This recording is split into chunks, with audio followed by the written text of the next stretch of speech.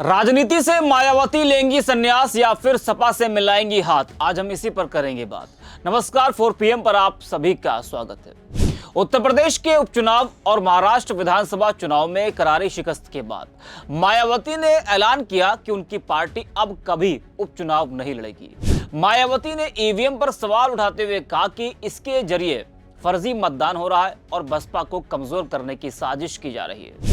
मायावती के इस ऐलान के बाद राजनीतिक गलियारों में तरह तरह की चर्चाएं होने लगी। कहा जा रहा है कि मायावती ने राजनीति से संन्यास लेने का इशारा किया है और वो सपा से भी हाथ मिला सकती हैं अपने दल को फिर से मजबूत करने के लिए। जी हां, बता दें कि बसपा सुप्रीमो मायावती ने देश में किसी भी उपचुनाव में हिस्सा लेने से मना कर दिया है।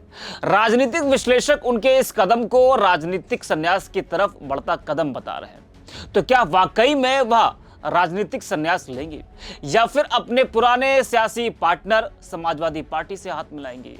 ये एक बड़ा सवाल है। चुनाव के नतीजे तो इसी ओर इशारा कर रहे हैं कि राजनीतिक पिच पर हाथी की सवारी वह अब तभी कर पाएंगी जब साइकिल पर सवार होंगी।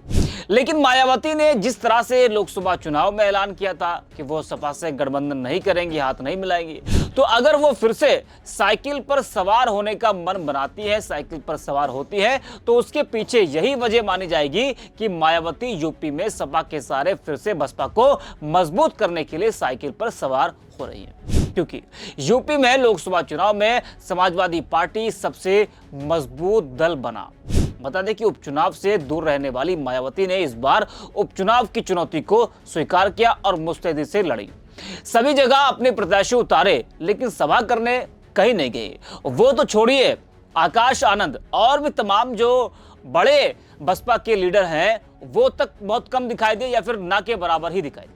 उन्होंने उम्मीद की थी कटहरी में जरूर जीतेंगे, लेकिन ऐसा नहीं हुआ और वहां भी हाथी नहीं जीत सका। हाथी क्या, वहां समाजवादी पार्टी का भी बुरा हाल रहा। बीजेपी ने कुंदरकी में बड़ी जीत दर्ज की। तो लोकसभा चुनाव के बाद उपचुनाव में मायावती के नतीजे सिपर रहे। उत्तर प्रदेश में खोई राजनीतिक जमीन पाने के मकसद से उपचुनाव में उतरी बहुजन समाज पार्टी के लिए उपचुनाव एक और बुरा सपना ही साबित हुआ। बड़े नेताओं के प्रचार से दूरी और जमीन पर मतदाताओं से दूरी का असर यह रहा कि पार्टी के उम्मीदवार एक एक वोट को तरसते दिखे। एक वक्त प्रदेश की सियासत में सबसे मजबूत वोट बैंक वाली पार्टी रही बसपा। मीरापुर और कुंदरकी में असदुद्दीन ओवैसी की और चंद्रशेखर आजाद की आजाद समाज पार्टी से भी पिछड़कर 5वें नंबर पर रही। पार्टी किसी भी सीट पर अपनी ताकत नहीं दिखा सकी और न ही लोकसभा चुनावों में छिटके उसके कोर वोटर ही वापस आए। हालात ये हो गया कि पार्टी सुप्रीमो मायावती ने नतीजे पर मंथन के बाद अब कभी भी उपचुनाव नहीं लड़ने का ऐलान किया।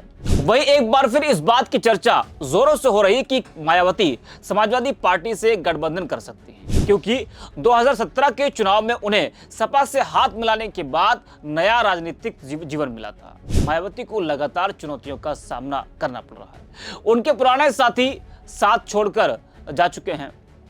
दलित बिरादरी को छोड़कर उन्हें अन्य जातियों का वोट नहीं मिल रहा और चंद्रशेखर रावण सबसे बड़ी चुनौती के तौर पर उभर रहे हैं। युवा दलित मतदाताओं के मन पर आजाद समाज पार्टी के मुखिया चंद्रशेखर रावण का जादू चलता दिखाई दे रहा है। कुंदरकी में जहां बीएसपी को 500 वोट भी नहीं मिल रहे, वहीं आजाद समाज पार्टी के प्रत्याशी को 2000 से ज्यादा वोट मिले।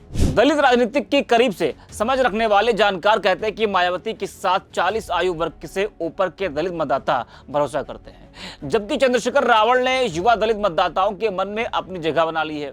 कुछ सीटों पर बीएसपी ने मुस्लिम और सवर्ण प्रत्याशी उतारे, जिससे अन्य दलों के वोट बैंक में सेंध लगने की संभावना बनी। मीरापुर और कुंदरकी जैसी सीटों पर मुस्लिम वोटों के विभाजन से सपा को नुकसान हुआ, जबकि कटेरी सीट पर बीएसपी ने बीजेपी को चुनौती दी। पिछले प्रदर्शन की तुलना 2010 के बाद यह पहला मौका था जब बीएसपी ने इतने सक्रिय रूप से उपचुनावों में भाग लिया। बीएसपी के लिए यह चुनाव अपनी खोई जमीन वापस पाने का एक प्रयास था। पार्टी का वोट शेयर धीरे धीरे कम हो रहा है और उपचुनाव में भी इस पर प्रभाव दिखा।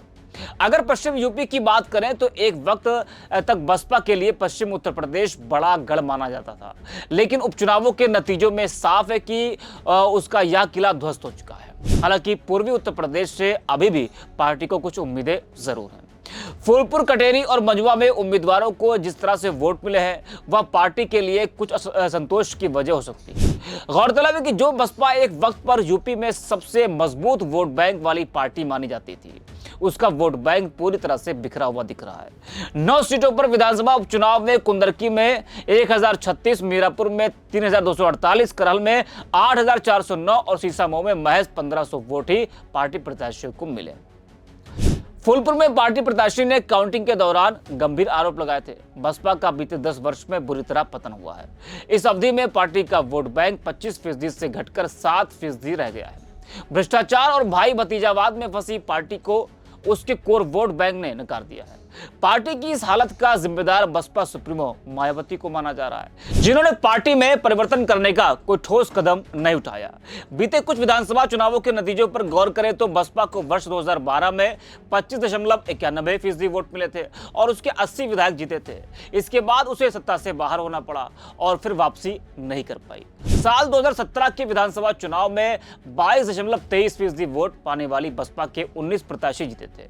वर्ष 2022 का विधानसभा चुनाव बसपा के लिए भारी नुकसान वाला साबित हुआ। अकेले चुनाव लड़ने के फैसले से उसे महज 12.83% वोट मिले और सिर्फ एक प्रत्याशी विधानसभा तक पहुंच पाया। हालिया उपचुनाव में बसपा को महज 7% वोट मिले।